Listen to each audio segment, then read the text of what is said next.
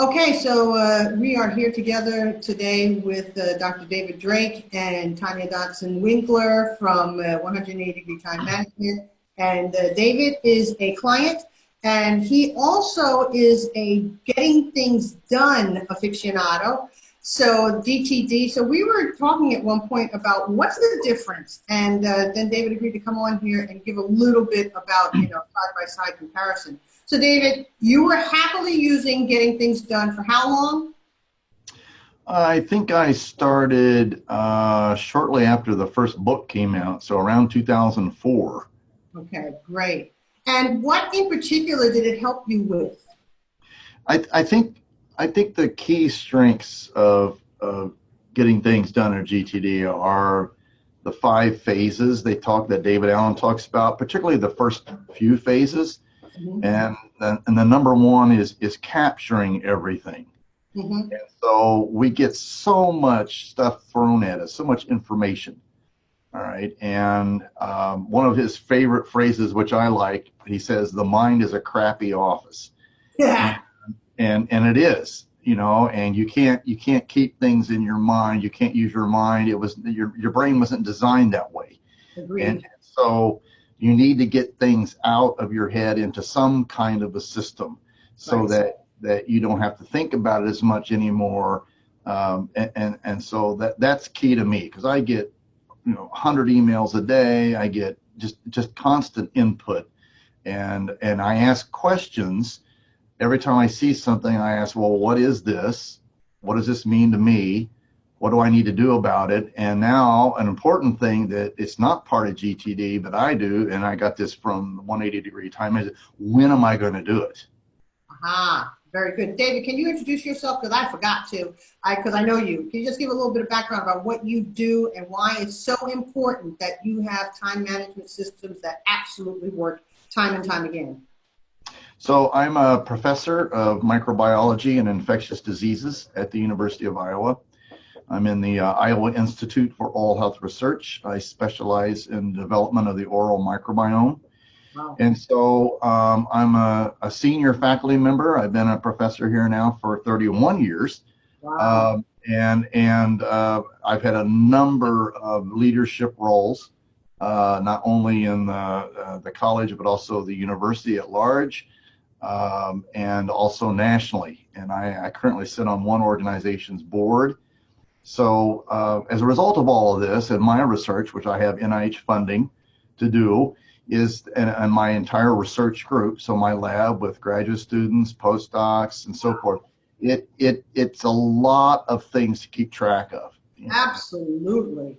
So that's why I have to, all this input, what do I do with it? Right, and you have to write grant applications and all of that on time and to get funded. Got that. So I wanted to ask you, so you said it changed your habits as far as capturing things. So in a previous interview, you had said that when you heard about 180 degree time management, it sounded completely different to you. How so? I think the key thing that people have to realize, the strengths of GTD, and at least for me, was the capturing, the collecting, organizing phases. Again, identifying all this stuff and what to do about it. Right.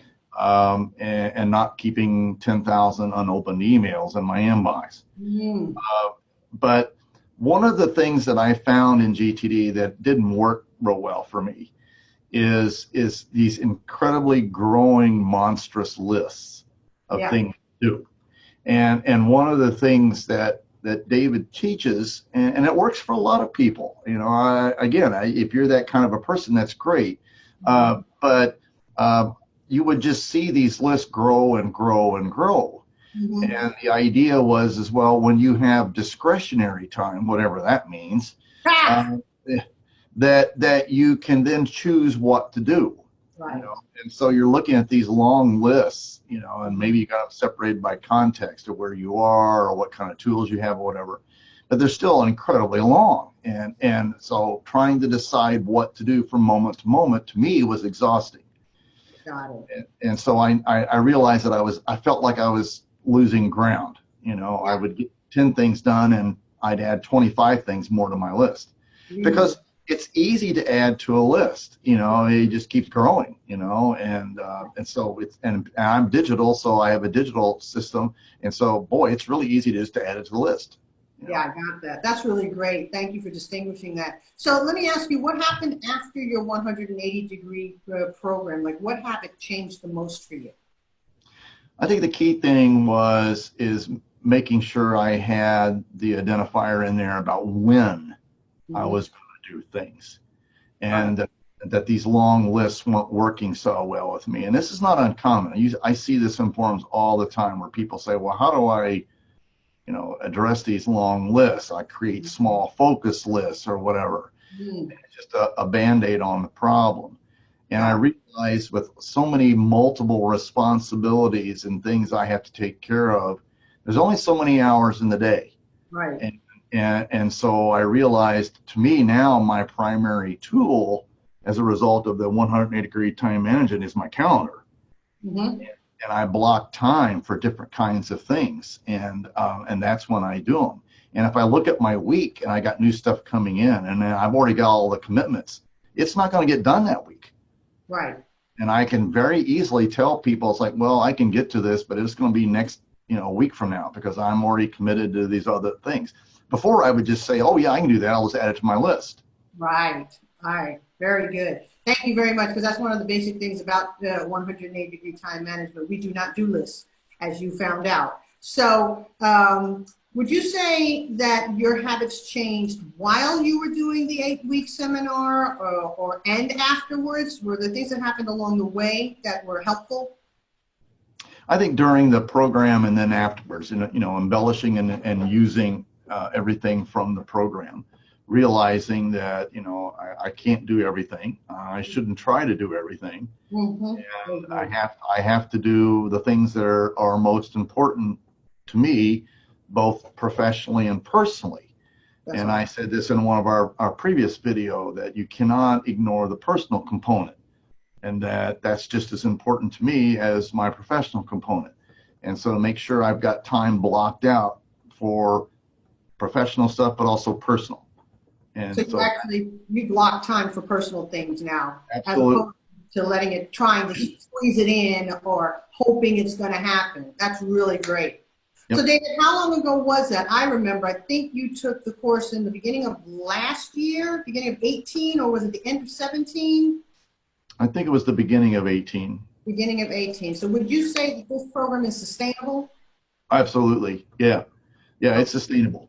When I make statements about GTD being a very important part, and I'm primarily focusing on the whole thing I've learned about capturing and organizing, and not just letting things, I've got colleagues that keep thousands of unopened emails in their inbox, and they'll look at them or whatever, and then they'll just ignore it.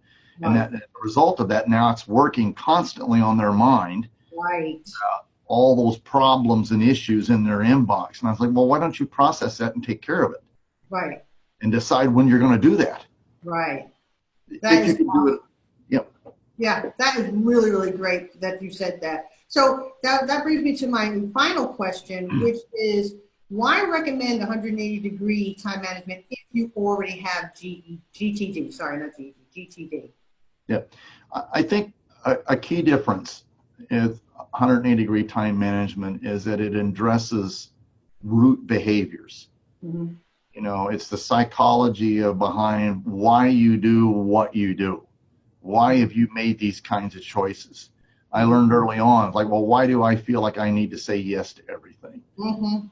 Why is that? And in the program, I found out these were behaviors that became ingrained at a very early age. Mm-hmm. To prove myself, to show that I'm worthy or I'm smart or whatever. Mm-hmm. And they've just been with me. I've always got to say yes because that makes me feel important. Mm-hmm. And if I feel important, other people will think I'm important. Wow. And so, yeah, it's a behavioral change. It's not a Band-Aid, if you just make one more list, or if you do one more little tip or trick, it'll make you more effective. It's not about being effective. It's about being in charge of your life and doing the right things. Brilliant. It's about being in charge of your life and doing the right things, not being effective. I love that. David, thank you so much for coming on again with me and to distinguish the difference between the two. And we'll see you in our group productivity breakthrough as usual. Thank you guys so much for listening. This is Tanya Dotson-Winckler from 180 Degree Time Management. Thanks.